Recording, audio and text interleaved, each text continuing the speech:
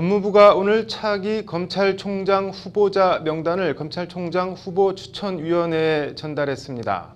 후보 포함 여부로 초미의 관심을 모았던 이성윤 서울중앙지검장도 일단 법무부 후보자 명단엔 포함됐습니다. 박아름 기자입니다.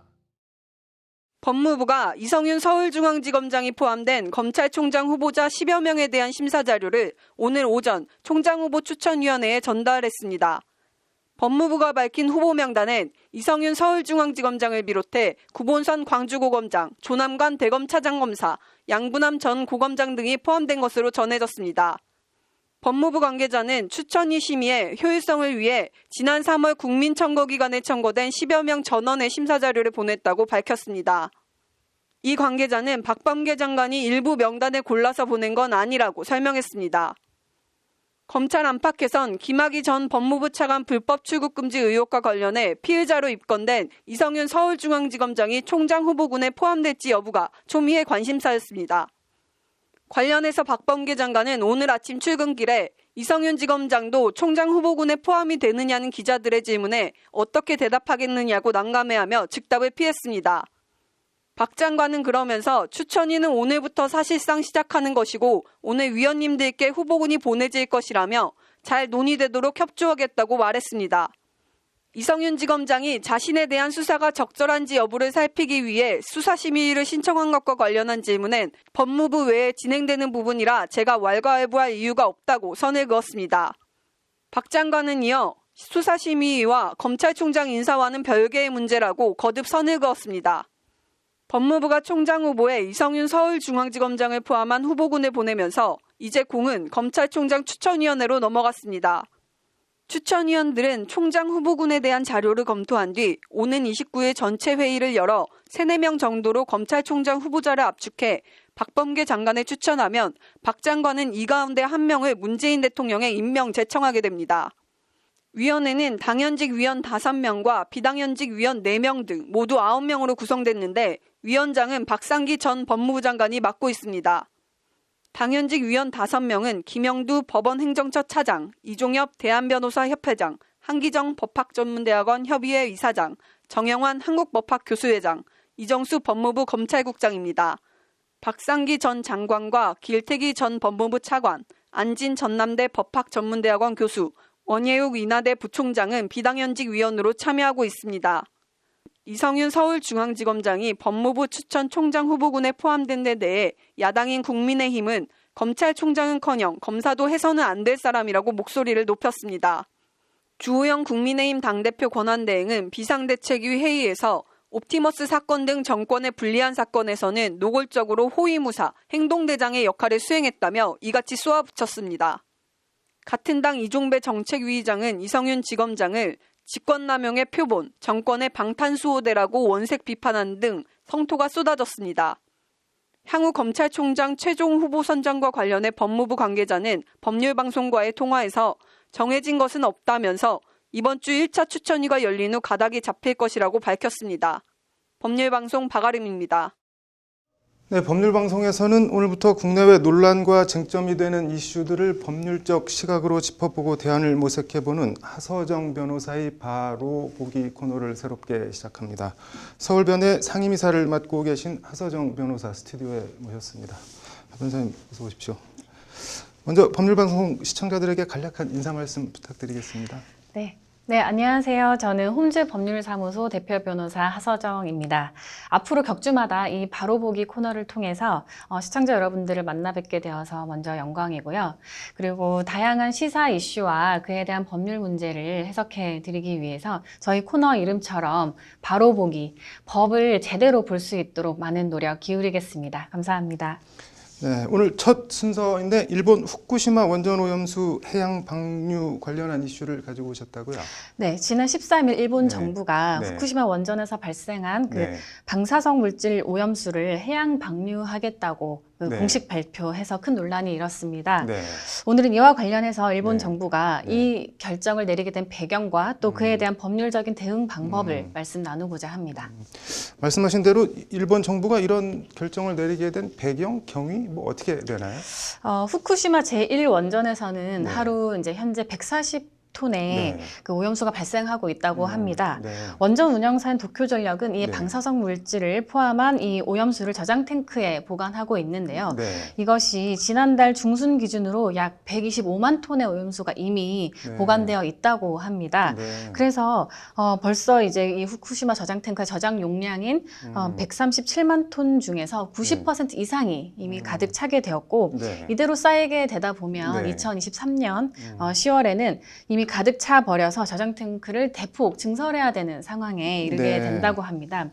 그래서 이 일본 측 설명으로는 네. 저장 탱크를 증설하면 네. 향후 뭐 폐로 작업에 지장을 초래하고 뭐 그것 때문에 곤란하게 된다. 그래서 네. 이제 방류해야 된다. 뭐 이렇게 설명은 하고 있지만 네. 사실상 비용적인 측면을 고려한 것이 아닌가 싶습니다. 네.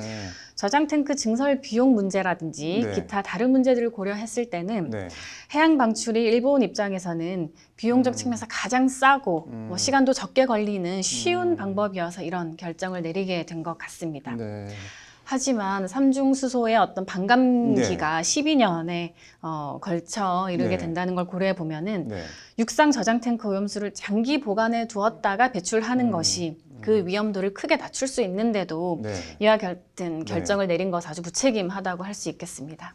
이게 뭐 결국 비용, 돈 때문이라는 것 같은데 국제사회 반응은 어떤가요? 네, 국제사회는 우리나라와 마찬가지로 네. 중국, 또 북한, 러시아에서는 네. 이런 주변국들이 반대 입장을 아주 명확하게 하고 있습니다. 네. 매우 무책임한 결정이라고 보고 있는데요. 네. 또 한편으로 미국이나 네. IAEA라고 하는 국제원자력 기구에서는 일본 정부의 결정을 또 지지한다는 입장을 발표했습니다. 네. 특수하고 이런 어려운 이 상황에서 일본은 여러 선택을 통해서 투명하게 결정했다라고 네. 표현하면서 국제적으로 수용된 핵 안전 기준에 따른 접근법을 택한 것이기 때문에 이제 뭐 무방하다 이런 것이 네. 국무부 대변인의 논평입니다. 네.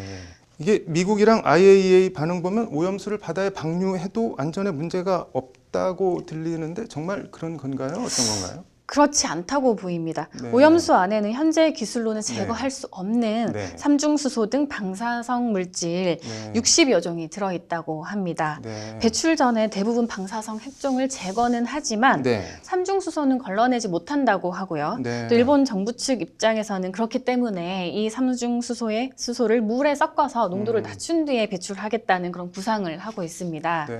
하지만 이 물보다 무거운 방사능 오염수가 해저에 깔리게 될 경우에는 네. 문제가 크게 발생을 합니다. 네. 이러한 삼중수소는 유전자 변형과 그 세포 사멸의 우려가 있고요. 소량만 배출을 해도 해양 생태계에는 큰 영향을 끼치게 됩니다. 그럼 뭐 이거 우리나라가 대처할 수 있는 방안이 뭐가 있나요? 일본은 네. 2007년에 런던 협약 의정서에 가입을 했는데요. 네. 이 런던 협약 의정서는 이런 방사성 폐기물의 해양 투기를 전면 금지하고 있거든요. 네. 그러니 일본이 이를 준수할 의무가 있는데 네. 이렇게 오염수를 방류하게 되면 네. 국제법 위반에 해당되게 되는 것이고요. 네. 이를 근거로 국제재판소에 소송을 우리는 제기할 수 있게 됩니다. 네. 국제법상 위법 행위로 판단이 되면 네. 일본은 책임을 져야 할 테고요. 네. 다만 이 입증 정도에 따라서 삼중수소로 인한 해양 생태계 오염, 네. 또 삼중수소의 위험성이나 그 피해를 잘 입증해내야 네. 이 행위가 국제법 위반 행위라고 판단받을 수 있고 그러면은 네. 그로 인한 피해에 대해서 보상을 받을 수 있게 됩니다. 이게 말씀하신 대로 입증이 쉽지는 않아 보이는데 어떻게 보시나요? 네. 대부분의 국제 네. 협정에서는 네. 어떤 이런 다른 나라에 영향을 줄 수 있는 조치를 네. 취할 경우에 네. 어떤 관련 정보를 투명하게 공개해야 된다는 의무를 부과하고 있는데요. 네. 유엔 해양법 협약에서도 오염의 피해를 받을 수 있는 네. 국가와 이해관계인들에게 관련 정보를 공개하고 네. 또 전달해야 될 의무를 부과하고 있습니다. 네. 특히 오염수 처리와 같은 민감한 사항이라면은 네. 더 신속하고 투명하게 전달해야 될 필요성이 있습니다. 네. 만약 이런 조치를 취하지 않는다면 충분히 문제 제기는 가능하고 또 네. 협정 위반으로 판정될 가능성이 높게 됩니다. 네. 이게 그러면 제소를 하면은 절차와 과정은 어떻게 되나요? 네, 본안 제소를 하게 되면은 네. 재판소에서는 곧바로 재판부를 구성하게 되는데 재판부를 구성하게 되는 데는 이제 분쟁 당사국들이 합의를 하게 되면 1, 2개월 내에 이제 구성이 되고요. 네. 그렇지 않으면 5개월 이상 지체되는 경우도 발생합니다. 네. 이렇게 재판부 구성에 시간이 오래 소요가 되면 네. 재판소에 이제 또 그 제소국은 잠정 조치를 요청할 수 있게 됩니다. 네. 잠정 조치 결정은 통상 한두 달 이내에 나오게는 되는데요. 네. 또 이런 잠정 조치를 받기 위해서는 현실적이고 급박한 위험이 있다라는 어떤 내용을 입증해야 되고 네. 그걸 증명해야만 재판부의 잠정 조치 결정을 받을 수 있게 됩니다. 네. 그리고 이제 본안 절차에 들어가면 이보다 네. 훨씬 긴 시간이 소요되는데요. 네. 통상적으로는 제소에서부터 본안 결과가 나오기까지 4년 이상 소요된다고 봐야 합니다. 네. 그런데 본안 판결이 나오기 전에 방류가 돼서 네. 해양 그 오염이 다 돼버린다면 사실 소의 이익이 없어진다고 할 수 있잖아요. 네. 그러니 우리 정부는 본안 이전에 잠정 조치를 받기 위해서 철저한 노력을 기울여야 할 것입니다. 네. 이게 현재로서는 그럼 말씀하신 대로 잠정 조치 이걸 받아내는 게 제일 급선무처럼 보이네요. 네, 네, 맞습니다. 다만 네.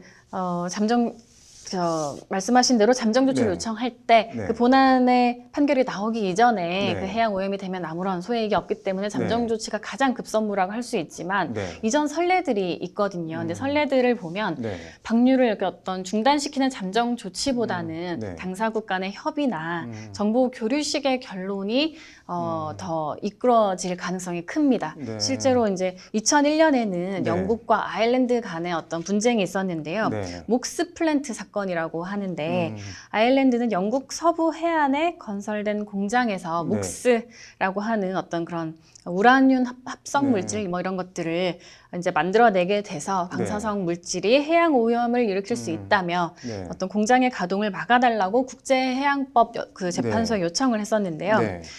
이렇게 보면 우리 상황과 매우 비슷한 사실관계라고 할 수 네. 있거든요. 그래서 아일랜드는 제소와 동시에 잠정 조치를 요청을 했습니다. 네. 그리고 그 당시는 영국의 공장은 아직 가동되기 이전이었거든요. 네. 그런데 그때 당시 국제해양법 재판소가 내놓은 잠정 조치는 네. 이런 아일랜드 해역에 발생할 수 있는 영향에 대한 추가 정보 교환, 그리고 아일랜드 해에 미칠 위험과 영향의 모니터링, 해양 오염 방지 조치를 위한 양국의 협력 요구에 불과했습니다. 네. 즉 아일랜드 측이 원했던 네. 공장 가동 중지 요청은 받아들여지지 않은 것인데요. 네. 이러한 잠정 조치 결정에 이른 이유에 대해서 네. 국제해양법 재판소는 네. 아직 영국의 공장이 가동되지 않은 상태이기 때문에 최대한의 잠정 조치를 해준 네. 것이다 정도로 발표를 했어요. 네. 그래서 이 선례를 참고를 한다면 네. 방류가 임박하지도 않은 시점에 섣불리 잠정 조치를 요청한다면 네. 당사국 간 협의하는 것이 좋겠다 정도의 네. 그런 결정이 나올 가능성이 크니까 네. 그 적기의 타이밍을 노려서 접근하는 것이 매우 필요하다고 하겠습니다. 이게 그렇다면 좀 전략적으로 접근해야 될 필요성이 있어 보이네요. 네. 왜냐하면은 네. 일단 선례들을 봤을 때는 네. 이런 국제재판소에서 특정 국가에게 어떤 특정 조치를 하지 말라라고 하는 그런 판결을 받아들인 선례가 많지 않기 때문에 네. 희망적인 상황이 아니기 때문이거든요. 네. 다만 이제 최근 국제재판소의 판결 경향이나 태도를 네. 보면 실질적인 환경 오염이 발생하기 이전에 예방 조치를 취해야 한다고 하는 사전적 예방주의라는 어떤 국제 판례에서 중요한 법 원칙을 채택하고 있습니다. 네. 그래서 이걸 고려한다면 네. 제소를 통해서 일본에 어떤 압박을 가하는 것도 어느 정도 승산이 있을 거라고 보입니다. 네. 관련해서 IAEA나 네. UN 그리고 네. WTO 네. 이런 국제사회에 일본 측의 결정 그 문제점을 지적해서 또 공론화하는 작업이 반드시 필요하겠습니다. 네. 그리고 일본의 오염수 처분 결정에 네. 객관적으로 검증할 수 있는 IAEA 전문가 팀을 우리 한국 측 전문가도 파견을 해서요. 네. 일본의 IAEA 상호 비교 실험 프로그램에 네. 한국 측 연구기관의 참여를 추진하는 등 네. 실무 과정에 적극적으로 목소리를 반드시 반영하도록 하는 것이 중요합니다. 네. 이런 작업들을 통해서 네. 태평양 그 연안국들을 중심으로 네. 국제사회에서 우리 입장을 강화해 나가는 한편으로 네. 또 법적으로 근거와 전략을 가지고 네. 법적 절차에 적극적으로 대응하는 이런 투트랙 접근이 반드시 필요하다고 하겠습니다. 네, 뭐 말씀하신 대로 좀 전략적으로 우리 정부가 치밀하게 대응을 해야 될 필요가 있어 보이네요. 네, 오늘 말씀 잘 들었습니다. 네, 배달 노동자들 노조인 라이더 유니온이 내일 의원님들 라이더들이 정책 배달 왔어요라는 제목으로 국회 정책 요구안을 전달한다고 합니다. 법률방송이 관련 정책 요구안을 입수했습니다. 이슈플러스 장한지 기자와 얘기해 보겠습니다. 장 기자. 내일 뭐 행사 이름이 배달데이라고 하는데 일단 라이더 유니온 여기가 어떤 단체인지 좀 설명해 주시죠. 네, 라이더 유니온은 네. 배달 노동자들의 첫 노조입니다. 네. 이제 2년 전인 2019년 5월 1일 노동절에 네. 이제 50여 명의 배달 노동자들이 국회에서 청와대까지 오토바이 행진을 벌이면서 많이 네. 알려졌습니다. 네. 이후 배달 노동자들의 열악한 근무 환경을 이제 공론화하면서 개선 작업을 벌이고 있는 단체입니다. 네. 뭐 근무 환경이 열악하다고 하는데 구체적으로 어떤 것들이 있나요? 네, 한마디로 상시적인 갑질에 시달리고 있다는 것이 이들의 네, 성토입니다. 네. 이제 제가 취재한 것만 봐도 네. 이제 최근 일부 아파트에서 네. 배달 기사들의 출입을 막고 또 걸어서 배달하게 하는 아파트 갑질 논란이 일었습니다. 네. 이건 주민들에 의한 갑질이고요. 네. 또 쿠팡 이츠, 배민라이더스, 625 등 배달앱 갑질도 만만치가 않습니다. 네. 최소 배달료를 일방적으로 삭감하거나 네. 또 실시간으로 배달료를 변경해서 수익을 예상할 수 없게 하거나 또 기준도 불확실한 배달 평점을 매겨서 네. 영문도 모른 채 페널티를 주는 등 논란이 끊이지 않고 있습니다. 네. 사업장 갑질도 있습니다. 네. 보험 가입을 하지 않아서 네. 번호판이 없는 일명 무판 오토바이로 이제 배달 일을 시키는 경우도 있고요. 네. 또 엄연한 특수고용 노동자 신분으로 산재 가입이 가능한데도 불구하고 네. 또 산재 가입을 거부하는 등 갑질 행태가 있다고 합니다. 네. 여기에 슈퍼카보다 비싼 영업용 오토바이 보험료 논란도 있습니다. 네. 이제 비싸기도 하면서도 네. 또 정작 자기 신체와 자차 보상은 안 되고 있는 등 네. 이제 불합리한 점이 한두 가지가 아니라는 것이 배달 노동자들의 성토입니다. 네. 이게 뭐 심각하긴 심각해 보이는데 그래서 내일 국회에 전달하겠다는 정책 요구안 어떤 내용들이 담겼나요? 크게 3대 요구안이 있습니다. 네. 먼저 법제화와 관련해서는 네. 소화물 배송 사업자에 대한 인증제를 등록제로 전환하자는 내용을 골자로 하는 네. 생활물류 서비스 산업 발전법 개정 요구가 있습니다. 네. 현재 이제 배달업은 사실상 아무런 규제나 또 관리가 없이 사업을 할 수 있어서 네. 일종의 무자격 배달 사업자가 난립하고 있는 실정입니다. 네. 그런데도 현황이나 실태 파악도 안 되고 네. 또 문제점이 드러난다고 해도 규제할 네. 수 있는 법적 근거가 없다 보니까 네. 이제 뭘 어떻게 할 수 없는 말 그대로 총체적 난국인데요. 네. 이에 이를 등록제로 전환해서 네. 이제 소화물 배송 사업자들에 대한 면허 확인과 또 보험 확인을 하자. 네. 또 배달료 구성 항목과 기준, 배차 방식과 평점 기준 제공 의무를 부과해서 네. 제대로 된 관리가 이루어질 수 있게 하자는 취지입니다. 네. 라이더 유니온에서는 네. 이제 신고제를 등록제로 하자 이런 지속적인 요구가 있었는데요. 네. 직접 들어보시죠. 네. 저희는 일단 그 생활법 개정안 내용이 핵심일 것 같고요. 안전 배달료랑 등록제, 그리고 등록 요건을 보면은 알고리즘 정보 제공이라든지 그다음 면허 확인 이런 것들이 있는데 이와 함께 화물 노동자들이 보장받고 있는 네. 안전 운임제를 인용해서 네. 배달 노동자들에 대한 안전 배달료 보장, 또 실시간으로 바뀌는 배달료에 대한 최저 기준 마련 등도 아울러 요구하고 있습니다. 세 가지라고 했는데 나머지는 뭔가요? 산재보험 전면 적용입니다. 네. 이제 관련해서 라이더 유니온에서는 네. 이제 특수고용 노동자에 대한 이른바 전속성 기준을 폐지할 것을 요구하고 있습니다. 네. 이제 전속성이라는 것은 네. 업무상 업체에 대한 정도를 뜻하고 있습니다. 네. 이것이 배달 노동자들에겐 족쇄와 산재 사각지대로 작용하고 있다는 지적인데요. 네. 일단 산재보험법 제125조 특수형태 근로 종사자에 대한 특례 1항의 1을 보면요. 네. 특수 노동자에 대해서 주로 하나의 사업의 그 운영에 필요한 노무를 상시적으로 제공하고 보수를 받아 생활할 것을 규정하고 있습니다. 네. 배달 노동자를 이 조항에 대입을 해보면요. 네. 배달의 민족에서 일을 하다가 네. 이제 산재에 가입을 했습니다. 네. 그런데 이제 요기요에서도 추가로 일을 하게 되어서 네. 요기요 산재에 가입을 하게 될 경우에는 네. 배달의 민족 산재는 탈퇴 처리가 되어버립니다. 네. 이 경우에 이제 대민 배달을 하다가 네. 사고라도 당하게 되면 네. 이제 산재 처리를 전혀 받을 수 없게 되는 겁니다. 네. 또 하나가 있는데요. 네. 월 118시간, 월 약 124만 원 이하로 일을 하게 되면 네. 또 전속성 기준이 충족되지 않고 있습니다. 네. 라이더 유니온은 쿠팡이츠 등에서 부업으로 일을 하는 경우 산재 적용을 받을 수 없다고 말했습니다. 네. 이제 최종현 변호사의 말을 들어보시죠. 네. 대리운전 기사도 마찬가지로 다른 업체 거를 할 수 없는 경우 또는 이제 다른 업체 것도 하지만은 우선적으로 소속 업체 거를 하기로 한 경우 이런 경우들이 지금 전속성 요건으로 나와 있습니다. 그래서 지금 현재 라이더나 아니면은 배달원들 같은 경우에도 이런 전속성 요건에 미달하는 경우는 결국에는 또 산재보험 적용 대상에서 제외되는 결과가 돼서 대통령 직속 경제사회노동위원회 산하 디지털 전환과 노동의 미래위원회 지난해 조사 결과에 따르면요. 네. 디지털 플랫폼에서 일하는 배달기사 중에 산재보험 미가입자 비율은 90%를 넘어서는 실정입니다. 네. 뭐 대안 마련이 필요해 보이는데 다른 요구안들은 또 어떤 게 있나요?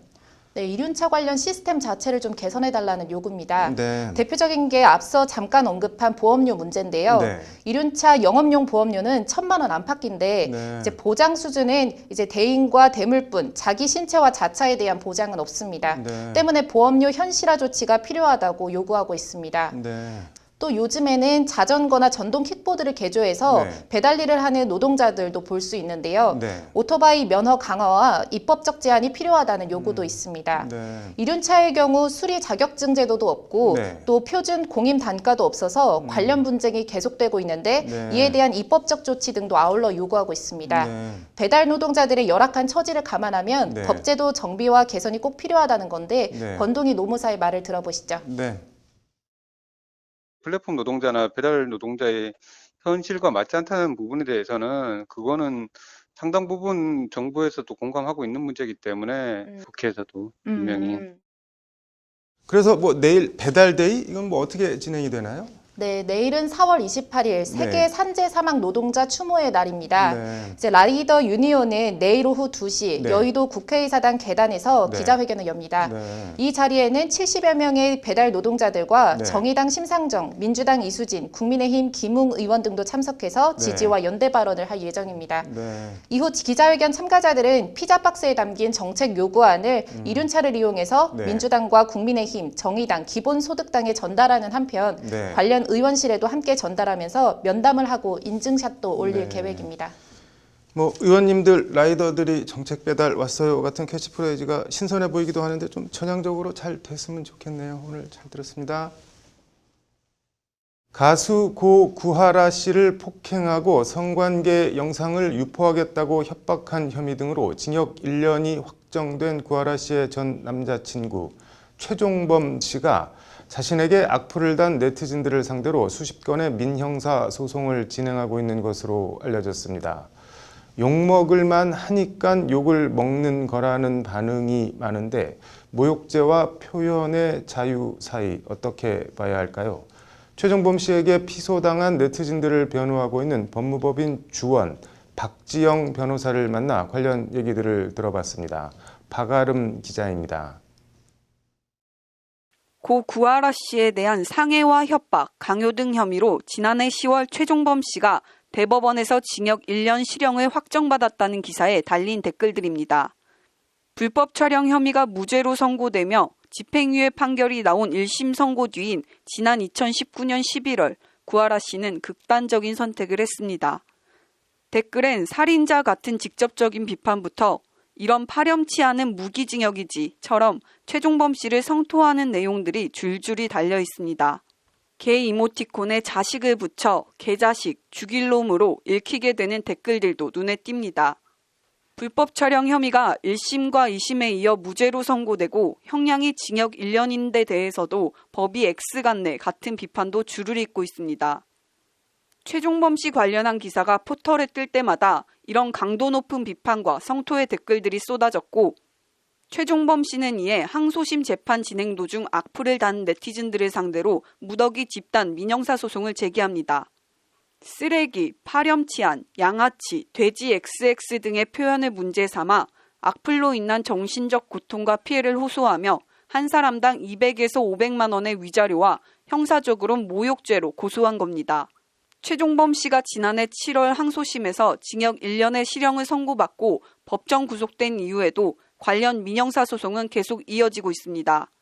피소를 당한 네티즌들을 대리하고 있는 박지영 변호사는 최종범 씨가 민형사 소송을 낸 것 자체가 대단히 부적절하다고 목소리를 높입니다. 국민적인 분노를 또다시 유발한다는 부분인 것 같습니다. 욕먹을 짓을 만한 행동을 했다고 해서 욕을 한 건데 그 욕에 대해서 적반하장격으로 문제를 일단 지난 21일 서울중앙지법은 최종범 씨가 자신에 대한 악플을 단 A씨 등 4명을 상대로 낸 소송에서 최종범에게 각각 10만 원을 지급하라고 판결했습니다. 앞서 지난달 16일에도 서울중앙지법은 최종범 씨가 소송을 낸 6명 가운데 최 씨의 외모를 비하하거나 조롱한 표현을 사용한 B 씨에 대해 최종범에게 30만 원을 지급하라고 판결했습니다. 표현 수위나 뉘앙스를 고려하면 최종범이 감내할 범위를 넘어 정신적 고통을 안겨주는 위법한 행위라고 평가할 수 있다는 게 재판부 판단입니다. 재판부는 하지만 나머지 5명에 대해선 배상 책임이 없다고 판결했습니다. 댓글 표현이 사회적으로 바람직하지 못하거나 부적절한 형태라고 평가할 수 있을지언정 최종범의 인격적 가치에 대한 사회적 평가를 저하시키는 불법 행위를 구성한다고 인정하긴 어렵다는 게 재판부 판시입니다. 언론에선 해당 판결에 대해 관행적으로 원고 일부 승소라는 표현을 쓰는데 사실상 최종범 패소라고 쓰는 게 타당하다는 것이 박지영 변호사의 지적입니다. 데이트 폭력이나 구하라 씨의 죽음과 관련된 것이 아니고 외모를 비하했기 때문에 이 부분은 30만 원을 지급하라라는 판결이 나왔던 것입니다. 사실 해당 소송에서 청구 금액이 2천만 원을 넘었을 것으로 보입니다. 최종범 씨는 사실상 패소를 했다. 사실 박지영 변호사는 최종범 씨 관련한 민형사 소송에 처음부터 관여하진 않았습니다. 관련 문의가 이어지자 아예 지난 6일부터 공동소송 플랫폼 화난 사람들을 통해 작심을 하고 집단 대응에 나서고 있는 겁니다. 지금 최근까지도 계속 전국적으로 제가 봤을 땐 걸고 있는 것 같아요. 그래서 최근에도 지금 저에게 계속 연락이 오고 있는데 한 정말 20, 30건 넘게 전화를 받은 것 같아요. 지금 최근에 받은 건도 피고만 한 9명, 10명 돼요. 네, 그렇게 피소를 당한 사람들은 예외 없이 고 구하라 씨가 당한 피해와 최종범 씨에 분노하고 있는 구 씨와 비슷한 20, 30대 또래 여성이라는 것이 박지영 변호사의 말입니다. 어떤 유형의 사람들이 이제 보통 고소를 당했느냐 보면 저한테 전화 오신 분이 단 한 명도 빼놓지 않고 다 20대 여성분이었어요. 그리고 전과가 없었고 한 줄 댓글을 단 경우가 대부분이었어요. 그 댓글들은 파렴치범이다, 쓰레기 같은 놈이다, 양아치 같다 등등. 최종범 씨가 한 행위를 감안하면 표현이 거칠긴 해도 이 정도 댓글도 달지 못하냐고, 이에 대해 꼭 민형사 조치를 취해야 하냐고 박지영 변호사는 거듭 목소리를 높입니다. 최종범 씨가 한 악행 있잖아요. 지금 현재 1년 징역형을 살고 있는 데이트 폭력, 협박, 그 다음에 성관계 동영상, 다소 거친 표현이 이 사람에게 어울린다면 이런 것들이 용인될 수 있어야 되는데 그런 부분을 문제 삼는다면 결국 비난받을 행동을 했지만 자신에 대한 거친 비난은 참지 않겠다는 건데 이런 행동은 표현의 자유를 인정할 것도 없이 결국 듣기 싫은 말엔 재갈을 물리겠다는 것에 지나지 않는다고 박지영 변호사는 성토합니다. 그런데 적반하장격으로 이렇게 하는 사람들은 비단 성 분야뿐이 아니고 다양한 분야에서 찾아볼 수 있는데 대표적으로 지금 배국의 쌍둥이 자매도 죄송하다고 해놓고서는 결국 첫 번째 행보가 악플러들 고소하는 거였고 함소은 씨 역시 승소 가능성을 묻는 질문에 박지영 변호사는 최종범이라는 자연인이 아닌 최 씨의 범죄 행위에 대한 비판과 성토라면 설령 표현 수위가 다소 거칠거나 모욕적인 표현이 포함돼 있더라도 이길 것이라고 자신합니다. 댓글에 살인마다 혹은 구하라 씨의 죽음과 연결시킨 이제 모욕적인 언사들이 있는데요. 이 부분에 대해서 저는 모두 기각 판결이 가능하다고 생각을 합니다. 지금과 같이 욕을 먹어 마땅한 사람에 대한 댓글을 달았을 때에는 기각이 는 서울중앙지법에서 앞선 2건의 판결도 일부 네티즌에 대해 10만 원에서 30만 원을 배상하라고 선고했지만 판결의 주된 요지는 행위에 대한 비판은 폭넓게 인정해야 한다는 취지라는 것이 박지영 변호사의 설명입니다. 앞에 지금 2번의 판결에서도 기각이 된 것 중에 쓰레기 같은 놈 혹은 파렴치한 이런 단어가 나와 있거든요. 그거에 대해 재판부는 뭐라고 했느냐. 정당한 여론을 형성하는 과정에서 비판은 불가피하고 해당 비판이 꼭 바른 말로만 쓰여지진 않는다. 그래서 사회 선교가 용인하는 범위 내에 있기 때문에 위법 행위가 아니라고 하고 있습니다. 그래서 모두 승소할 것으로. 그러니 모욕죄로 민형사 소송을 당했다고 해서 당황하거나 지레 겁먹지 말고 적극적으로 대응하라고 조언합니다. 박지영 변호사가 이번 사건을 일종의 공익소송처럼 집단 대응하는 이유도 이런 이유들 때문입니다. 뭘 모르다 보니 그냥 합의를 하려고 하시는 분들이 있더라고요. 그래서 이거 정말 이길 수 있는 거고 답변서도 이렇게 조금만 준비해서 내면 되는데 이렇게 욕먹을 만한 행동을 해서 욕을 했을 경우에는 기각이 된다는 사실을 국민들에게 알려주고 싶습니다. 그래야 추후에 비슷한 일로 소송을 거는 일이 없을 테니까요. 이번 사건 관련 최종범 씨 측은 법률방송 취재팀의 연락에 특별한 입장을 밝혀오진 않았습니다. 법률방송 박아름입니다. 네, 판결문을 통해 사건의 이면을 들여다보는 판결의 재구성. 오늘은 공연 음란죄에서 음란의 의미와 관련한 얘기 해보겠습니다. 장한지 기자 나와 있습니다. 일단 사건 내용부터 볼까요? 네, 53살 김모 씨는 네. 지난 2019년 8월 16일 네. 오후 4시쯤 네. 광주광역시 한 노상에서 네. 불특정 다수가 있는 가운데 네. 바지와 속옷을 내린 후에 성기를 네. 만져서 주변 사람들을 놀라게 했습니다. 네. 김 씨는 사흘 뒤인 네. 2019년 8월 19일 또 네. 오전 10시 30분쯤에도 네. 공원에서 여성 2명 등 불특정 다수가 있는 가운데 네. 옷을 모두 벗어서 나체 상태로 사람들을 불쾌하게 만드는 행위를 했습니다. 네. 다만 이 자유행위와 같은 네. 성행위와 관련된 행동은 하지 않았고요. 네. 자신의 성기를 노출하고 만지는 정도의 행위를 했는데 네. 검찰은 네. 김 씨를 공연 음란죄로 기소했습니다. 이게 주변에 보면 이른바 바바리맨이라고 해서 이런 노출증 환자들이 많이 있는 것 같은데 이게 처벌 관련한 법이 어떻게 돼 있나요? 네, 두 가지가 있습니다. 네. 먼저 경범죄처벌법 제3조 제1항 네. 제33호 과다노출 조항에 네. 공개된 장소에서 공공연하게 성기, 엉덩이 등 신체의 주요한 부위를 노출해 네. 다른 사람에게 부끄러운 느낌이나 불쾌감을 준 사람을 처벌하도록 하고 있습니다. 네. 그런데 이 경범죄처벌법은 네. 아시다시피 네. 이제 처벌이 약해서 네. 10만 원 이하의 벌금, 구류 또는 과료형으로 처벌될 뿐입니다. 네. 그럼 다른 하나의 방법이 또 있습니다. 형법인데요. 네. 형법 제245조 공연 음란 조항은 네. 공연이 음란한 행위를 한 자는 1년 이하의 징역, 500만 원 이하의 벌금, 구류 또는 과료에 처한다고 되어 있습니다. 검찰은 처벌이 훨씬 센 형법상 공연 음란죄로 기소를 했다는 건데 재판 쟁점이 어떻게 되나요?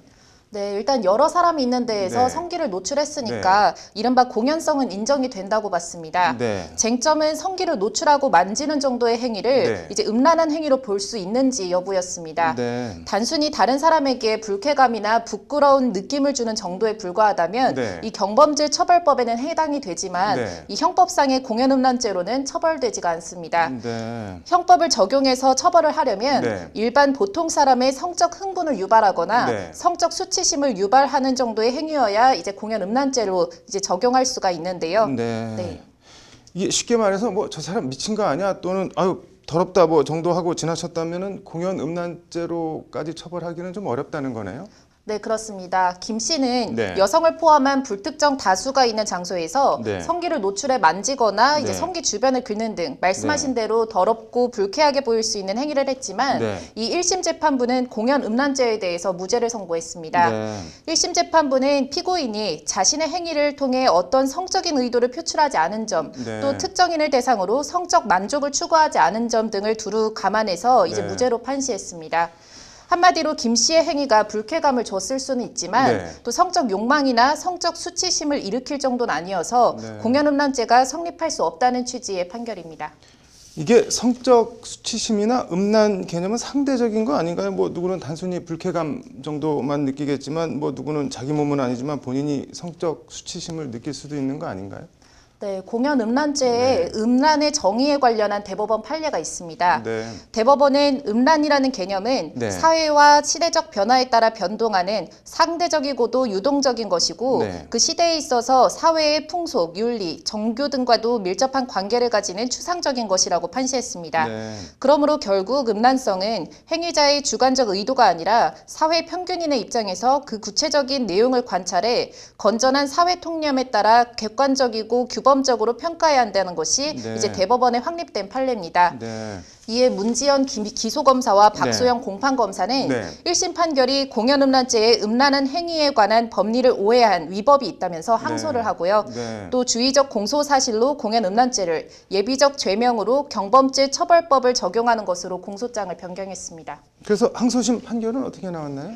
네, 항소심 재판부는 네. 1심 판결을 깨고 네. 이제 공연음란죄를 인정해서 유죄로 판결했습니다. 네. 재반 사실 및 사정들을 관련 법리에 비춰보면 피고인이 불특정 다수인이 인식할 수 있는 장소에서 성기를 공공연하게 노출한 행위 등은 일반 보통 사람의 정상적인 성적 수치심을 해하여 성적 도의관념에 반하는 음란한 행위에 해당한다고 봄이 타당하다는 것이 항소심 네. 재판부의 판결입니다. 네. 재판부는 여기에 네. 이제 동종 전과가 있는 점 등을 감안해서 징역 6개월의 실형을 선고했습니다.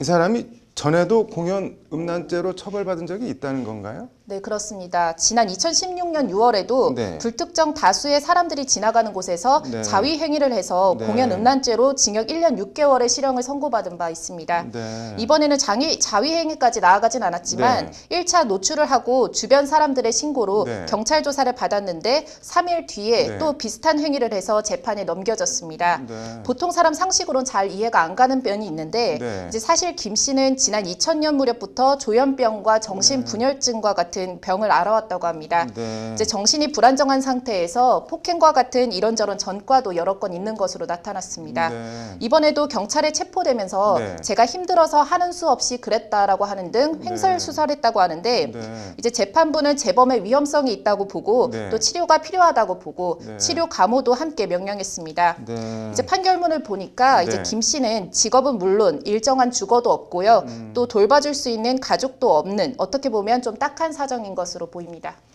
본인의 의지로 뭐 잘 제어가 안 되는 모양인데 치료감호 시설에서 상태가 좀 호전됐으면 좋겠네요. 오늘 잘 들었습니다.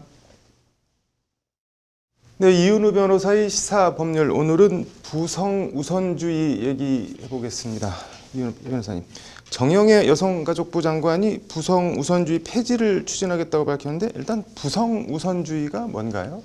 네, 일단 부성 우선주의를 설명하기에 네. 앞서 부성주의에 먼저 알아볼 필요가 있습니다. 네. 부성주의의 부성은 네. 부의 성, 아버지의 성, 네. 즉 아버지의 성이라는 뜻으로 네. 쉽게 말해 자식은 아버지의 성을 따른다는 의미입니다. 네.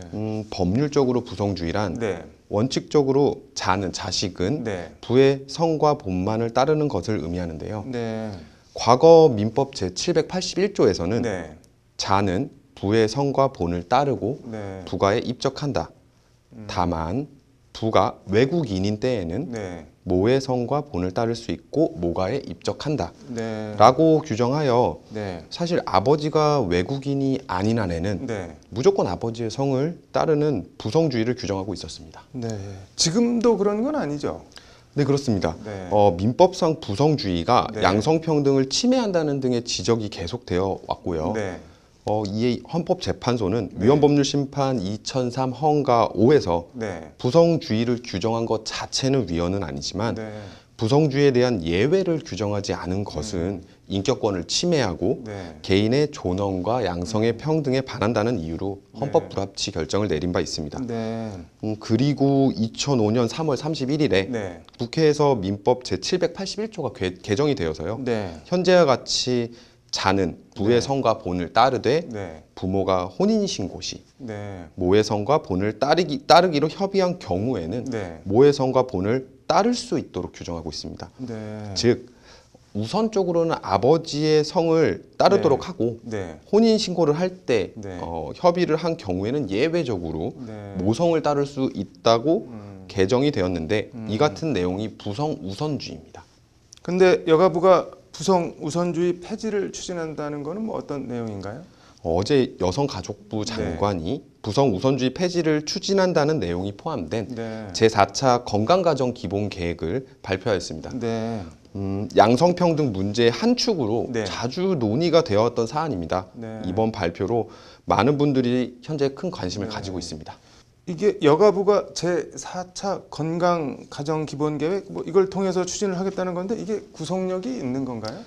사실 건강가정기본계획은요. 네. 건강가정기본법 제15조 제1항에 따라서 네. 여성가족부 장관은 네. 건강가정정책으로 네. 건강가정기본계획을 네. 5년마다 수립하도록 하고 있습니다. 네. 하지만 계획 자체가 국민들에게 어떠한 법적인 구속력이 있다고 볼 수는 없습니다. 네. 다만 좀 더 진정된 양성평등이 실현되는 네. 건강한 가정을 구현한다는 취지에서 네. 정책이 수립된 만큼 여론이 호응을 해준다면 네. 이 같은 취지로 국회에서 다시 민법 개정을 추진할 가능성이 그만큼 커지기 때문에 이 부분은 좀 더 지켜봐야 할 것 같습니다. 네.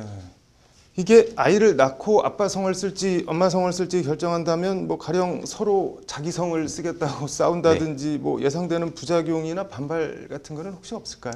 네, 충분히 예상되는 문제들입니다. 네. 아직 구체적인 개정안이 나온 것은 아니지만 네. 아마도 여성가족부의 입장은 네. 현행 민법 제781조가 규정되어 있는 네. 초반부죠. 자는 부의 성과 본을 따르는 것은 그대로 두고 네.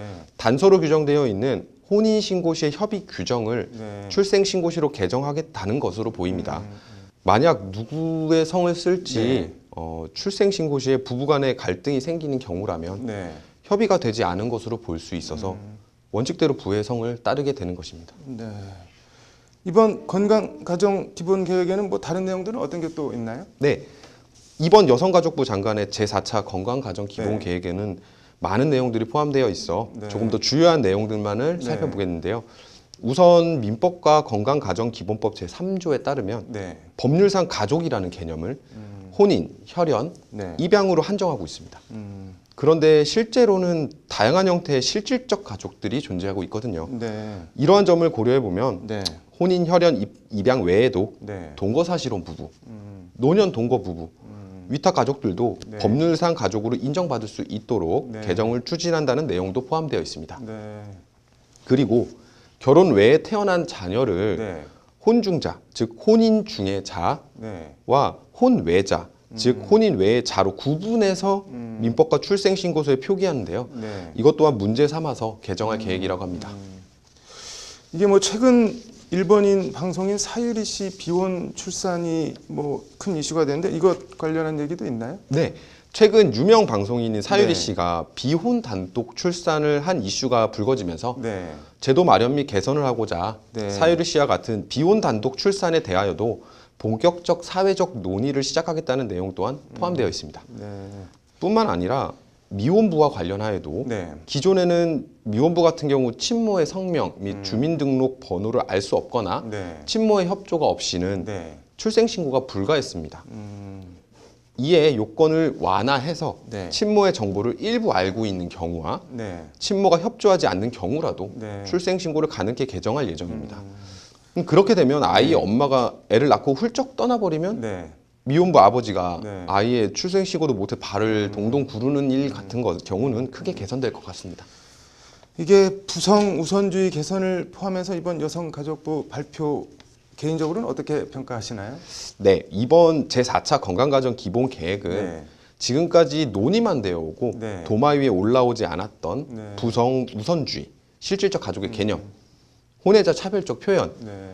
비혼 출산과 미혼부의 출생신고 문제 등을 구체적으로 다루고 있습니다. 네. 시대의 흐름에 맞추어 기존의 편협된 시각을 변화시키기 위한 긍정적인 발걸음이라고 생각이 됩니다. 네. 앞으로 정부가 네. 제4차 건강가정 기본 계획을 네. 어떻게 실현해 나갈지가 궁금해집니다. 말씀하신 대로 뭐 시대적 흐름과 방향이 맞다면 사회적 합의를 통해서 실천 추진해 나가야 될 것 같네요. 네. 오늘 잘 들었습니다. 네, 감사합니다. 이달 1일 출간된 김일성 북한 주석의 회고록 세기와 더불어를 두고 법조계와 출판계에서 거센 논란이 일고 있습니다. 현재 한 시민단체에서 출판금지 가처분을 신청한 상태인데 실정법인 국가보안법 위반과 언론 출판의 자유가 첨예하게 맞서고 있습니다. 어떻게 봐야 할까요? 왕성민 기자의 리포트 보시겠습니다. 사단법인 남북민간교류협의회 이사장 김승균 씨가 대표를 맡고 있는 출판사 민족사랑방에서 지난 1일 출간한 김일성 회고록 세기와 더불어입니다. 북한 김일성 주석의 항일투쟁을 담은 세기와 더불어는 전 8권으로 구성되어 있습니다. 북한에서는 지난 1992년부터 이른바 고난의 행군 시기였던 1998년까지 6년여에 걸쳐 출간됐습니다. 1994년 7월 8일 김일성 주석이 사망할 때까지 생전에 6건이 나왔고 사후에 조선노동당 중앙위원회가 김 주석의 유고와 사료를 모아 계승본 형식으로 7권과 8권을 내놓았습니다. 국내 출판본도 북한 원전과 똑같이 8권으로 구성됐고 책 표지도 북한본과 똑같이 백두산 천지 사진이 사용됐습니다. 회고록엔 김일성 주석의 항일투쟁 일대기와 함께 혁명하는 사람은 언제나 인민을 믿고 인민에 의거해야 한다는 등 김일성 주석의 어록과 사진, 친필 서명이 들어 있습니다. 국내에선 1980년대 후반 이후 이른바 주사파 운동권을 중심으로 해적판이 암암리에 발간되긴 했지만 정식 ISBN 출판 번호를 받은 김일성 회고록이 출간된 건 이번이 처음입니다. 그만큼 논란이 뜨거운데 당장 김일성 회고록 출판 사실이 알려지자 지난 24일 서울 서부지법에 판매 중지 가처분 신청이 접수됐습니다. 일단 김일성 회고록은 국가보안법 위반 사건과 관련해 대법원에서 지난 2011년 7월 이적 표현물에 해당한다는 법적인 평가를 받았습니다. 관련해서 가처분 신청을 낸 법치와 자유민주주의 연대 대표를 맡고 있는 도태우 변호사는 김일성 회고록이 북한에서 차지하는 위치를 감안하면 김일성 회고록의 국내 정식 출판은 여타 이른바 이적 표현물의 유통과는 차원을 달리하는 문제라고 강조합니다. 이게 이제 단순한 북한의 한 책이 출간됐다, 좀 적법한 절차가 아니게라는 정도가 아니고 김일성 회고록은 그 위상이 다른 책과 종류가 비교가 안 됩니다. 그러니까 북한 체제 자체가 유일사상 체제이기 때문에 그 경전과 같다고 볼 수 있습니다. 일단 김일성 회고록 출판이 기정사실화돼서 정당화되면 다른 이적물들의 출판과 유통을 막을 수 없게 되고 다른 북한 언론 저작물들은 이 책의 파생물에 가까운 지위고요. 그러니까 이 책이 유통되는 게 허용되면 다른 북한의 언론 저작물들을 막을 근거가 없어집니다. 저 책도 허용되었는데 2차적인 그 표현물에 해당되는 게 왜 허용이 안 되냐, 이렇게. 국가의 존립, 안전이나 자유민주적 기본질서를 위태롭게 하는 활동을 찬양, 고무, 선전하는 행위 등을 처벌하는 국가보안법 제7조가 무력화되는 건 필연적인 결과라는 게 도태우 변호사의 우려입니다. 그래서 소위 다른 모든 언론 표현 저작물들의 완전한 개방으로 가는 소위 마중물 역할을 하게 됩니다. 그리고 이러한 것들을 통제하고 있는 국가보안법, 특히 7조를 완전히 국회에서 정식 폐지 절차를 밟지 않고도 사실상 무력화 폐지시키는 그런 효과. 이렇게 되면 김일성 회고록 출판 기념회나 강연회 등을 빙자해 대놓고 북한 체제를 찬양하거나 남한 체제를 비방하는 등의 활동을 벌여도 아무런 제지를 할 수 없게 된다고 도태우 변호사는 목소리를 높여 말합니다. 이게 단지 유통에 그치지 않고 이건 필연적으로 허용되면 그 설명 강연회를 한다, 독서회 토론회를 한다, 그 내용에 기반해서 공연을 한다, 이런 모든 것들을 막을 방법이 없어집니다. 원천적인 게 허용되었기 때문에. 그래서 결국 우리가 결론적으로 이게 서적 하나 출판 한 해 만회 정도의 문제가 아니라는 건데 이런 점들을 다 감안해도 언론 출판의 자유라는 헌법적 가치가 국가보안법에 우선한다는 반론도 있습니다. 그 김일성 회고록에 관한 논란이 있는데요. 저는 헌법상 그 언론 출판의 자유의 측면에서 이 책을 출판하도록 허용하는 것이 맞다고 생각합니다. 남한과 북한의 체제 경쟁은 이미 비교가 불가능할 정도로 남쪽의 승리로 끝났고 김일성 회고록에 넘어가 국가에 대한 믿음이 흔들릴 정도로 우리 체제와 국민들이 허약하지 않다는 반박입니다. 차라리 북한에서 우리 것이 유통되는 것을 경계하는 것은 충분히 이해가 가지만 김일성 회고록에 대해 출판 금지 가처분을 신청한 쪽에서 제기하는 우려는 한마디로 전부 기우라는 겁니다. 우리나라가 북한과의 사상 싸움에서 완벽하게 승리를 하고 있는 상황이고 현재 북한에서 논란이 되고 있는 것이 남한에서의 각종 매체들 드라마라든지 영화 이런 것들을 보는 젊은 그 북한인들에 대해서 탄압을 하고 오히려 이런 저작물들을 공론장에서 자유롭게 토론되도록 하면 옥석도 가려질 것이고 그 정도는 진작에 허용했어도 자유민주 체제가 강화됐으면 강화됐지 아무런 문제가 없을 것이라는 게 권어훈 변호사의 말입니다.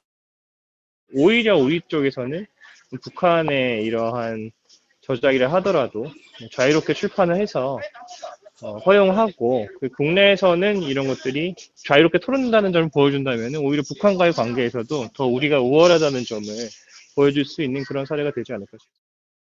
관련해서 80년대 운동권 출신인 국민의힘 하태경 의원도 지난 22일 자신의 페이스북에 김일성 회고록에 속을 사람이 어디 있냐며 높아진 국민의식을 믿고 표현의 자유를 적극 보장하자고 적었습니다. 같은 날 국민의힘은 김일성이 주인공인 허황된 소설 그 이상도 이하도 아니다. 국민에게 판단을 맡겨도 충분하다. 북한에서 하는 허황된 김일성 우상화의 실체를 깨닫게 해줄 마중물이 될 수도 있다는 박기영 부대변인 명의 논평을 냈습니다. 출판금지 가처분 신청이 접수되고 논란이 확산되자 교보문고와 예스24, 알라딘 등 대형 온오프라인 서점들은 일단 김일성 회고록의 판매를 중단하고 사태를 관망하고 있는 상태입니다. 공급자인 한국출판협동조합 측도 현재 서점의 김일성 회고록 공급을 중단하고 사태를 지켜보고 있습니다. 이런 가운데 출판물의 유해성을 심사하는 간행물윤리위원회는 어제 전체 회의를 열었지만 이념성 도서는 심의 대상에 포함되지 않는다며 유권 해석을 피해갔습니다. 결국 법원의 가처분 신청 인용 여부에 따라 시판 여부가 다시 결정될 것으로 보이는데 그제 가처분 신문을 진행한 서울 서부지법은 이르면 다음 주쯤 인용 여부에 대한 결정을 내릴 것으로 알려졌습니다. 법률방송 왕성민입니다. 지난해 우리나라 전체 2,304만 가구 중 반려동물 양육 가정은 638만 가구로 반려견과 반려묘는 총 860만 마리에 달하는 것으로 조사됐습니다. 지난주 발표된 농림축산식품부 2020년 동물 보호에 대한 국민의식 조사 결과인데요. 적어도 4집 걸러 1집 이상은 반려견이나 반려묘를 키우고 있다는 얘기인데 눈에 띄는 건 국민 2명 중 1명은 현재 동물학대 처벌 수준이 미약하다고 생각하는 여론조사 결과입니다. 그 실태와 대안에 대해 왕성민 기자가 취재했습니다. 검은 고양이 한 마리가 피를 흘리며 괴로워하고 있는 장면이 담긴 사진입니다. 앞다리엔 화살처럼 보이는 길쭉하고 뾰족한 물체가 꽂혀 있고 주변에는 다트도 널려 있습니다. 사진 속 고양이를 보면 잔뜩 겁을 먹어 두려운 표정이 역력합니다. 이 사진은 고양이 엠번방이라고 불리는 동물 학대 영상 공유 오픈 채팅방에 올라온 사진입니다. 이 채팅방엔 고양이를 통덫에 넣어두고 발길질을 하거나 심지어 고양이를 산채로 태워 죽이는 등 끔찍한 학대 영상들이 수두룩하게 올라와 있습니다. 동물을 사랑하는 사람으로서 너무 이렇게 단순하게 물건이나 자기 소유물로 치부하는 게 아니라 생명으로 치부. 해당 채팅방은 그곳에는 악마들이 있었다며 엄중한 수사와 처벌을 요구하는 청와대 국민청원이 올라오면서 공분을 자아냈습니다. 청원엔 27만 명이 넘는 네티즌들이 동참했고 청와대는 관련법 개정을 포함한 반려동물에 대한 권익 보호를 위해 노력하겠다는 공식 답변을 내놓았습니다. 현행 동물보호법은 동물학대 행위를 한정적, 열거적으로 규정하고 있어 처벌의 한계가 있다는 지적에 따라 다양한 학대 행위를 포괄할 수 있도록 예시적, 포괄적 방식으로 개선하고 소유자 등의 사육관리 의무도 강화하는 방향으로 동물보호법과 하위법령을 보완해 나가겠습니다. 일단 현행 동물보호법은 제8조에서 동물 살해와 학대 등의 행위를 금지하고 있습니다. 이를 위반할 경우 동물 살해의 경우 징역 3년 이하 또는 3천만 원 이하의 벌금, 학대 행위의 경우 징역 2년 이하 또는 2천만 원 이하의 벌금에 처하도록 하고 있습니다. 최대 징역 3년까지 처벌할 수 있도록 하고 있지만 동물 학대에 대한 처벌은 미약하기 그지없습니다. 최근 10년간 동물보호법 위반 혐의로 입건된 3,345명 중 기소된 인원은 304명에 불과합니다. 동물 학대로 수사기관 조사를 받은 사람 가운데 기소되는 사람은 10명 중 1명 정도밖에는 안 된다는 얘기입니다. 그마저도 실형을 받은 사례는 단 10명에 불과합니다. 실제 지난 24일 개 목줄을 잡고 반려견을 공중에서 빙빙 돌리며 학대한 20대 여성 2명에게 선고된 형량은 벌금 100만 원. 이 정도 형량으로 동물 학대 처벌에 대한 경각심이 생기겠냐는 성토가 끊임없이 제기되는 이유입니다. 강화가 돼야 일단 표면적으로 봤을 때 처벌이 강화가 돼야 사람들이 약간이라도 겁을 먹고 더 감소할 거라는 생각도 있는데 일단 시범적으로라도 처벌을 강화하고 그리고 일단 학대를 당한 반려동물들은 사람과 마찬가지로 평생 트라우마를 안고 살아가게 된다는 것이 동물 전문가들의 말입니다. 아이는 사람이 괴물 같은 공포의 대상이 되고 근처에 다가오면 극심한 스트레스를 받게 되어 겁에 질려 대소변을 보거나 괴로워하며 울기도 하고 혹은 자신을 보호하기 위해 공격성을 보이는 아이. 이 때문에 동물학대에 대한 처벌을 강화하는 방향으로 양형 기준을 정립해야 한다는 목소리가 높지만 여기엔 일종의 딜레마가 있습니다. 양형 기준이라는 게 기존에 축적된 판결 형량을 토대로 세워지다 보니 처벌 강화가 아닌 기존 솜방망이 처벌을 인정하는 양형 기준이 정립될 수 있다는 지적입니다. 양형 기준을 만든다 할지라도 가장 큰 문제는 양형 기준이라는 게 종래에 있는 판사들이 선고한 형량을 가지고 양형 기준을 만들다 보니까 그 양형 기준이 만들어진다 할지라도 현재보다 높아질 가능성은 제로다. 승재현 연구위원은 이에 디지털 성범죄를 예로 들며 동물학대 처벌과 관련해 기존 판결에 얽매이지 않고 제로 베이스에서 양형 기준을 새로 정립할 필요가 있다고 지적합니다. 결국 디지털 성범죄와 같이 기존의 판례가 쌓이지 아니하였다 할지라도 근본적인 삶의 사람들의 인식의 변화가 있고 그 인식 변화를 통해서 방금 말씀드린 대로 동물의 고통과 동물도 아픔을 느낄 수 있다라는 근본적인 생각의 전환이 있죠. 전문가들은 나아가 처벌 강화와 함께 성범죄자의 경우 성폭력 치료 프로그램이나 수강명령을 병행하는 것처럼 동물학대 가해자에 대해서도 비슷한 조치가 필요하다고 말합니다. 이를 통해 동물학대가 범죄라는 것을 분명하게 인식시킬 필요가 있다는 겁니다. 수강명령이라든가 무슨 사회봉사라든가 뭐 이런 거를 경미한 경우라고 하더라도 이게 학대 행위가 이렇게 안 좋다라고 하는 거를 교육을 통해서 또는 사회봉사를 통해서 일종의 좀 더 심한 학대를 예방하는. 더불어 동물학대 행위자에 대해선 차제에 반려동물을 키우는 것을 제한해야 한다는 목소리도 있습니다. 한번 불상사가 일어났던 견주들은 자격 박탈 같은 다시는 반려견을 키울 수 없게 할 수 있는 그런 법이 좀 생겼으면 좋겠고, 그에 따라서 그렇지 않은 견주들이 또 피해를 볼 수 있기 때문에. 또 해마다 늘고 있는 반려동물 유기와 학대를 줄이기 위해선 이른바 공장에서 반려견이나 반려묘를 찍어내듯 생산하는 현재의 반려동물 유통 시스템을 총체적으로 점검할 필요가 있다고 전문가들은 지적합니다. 법률방송 왕성민입니다.